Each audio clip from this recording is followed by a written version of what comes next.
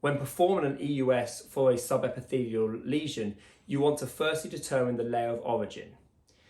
The layers can be tricky to determine, but essentially the first hypoechoic layer is the mucosa, the second hypoechoic layer is the muscularis mucosae, the third hypoechoic layer is the submucosa, the fourth hypoechoic layer is the muscularis propria, and the fifth hypoechoic layer is the serosa.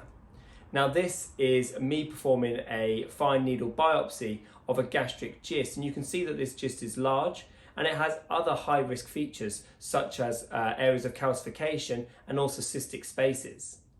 Now I'm often asked the difference between a fine needle aspiration and a fine needle biopsy.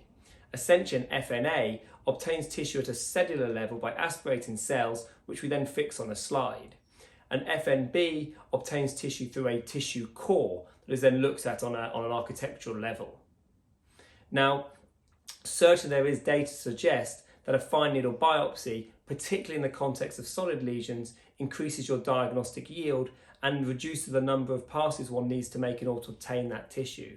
So certainly when I'm trying to obtain tissue for a gist, I'll go to a fine needle biopsy first.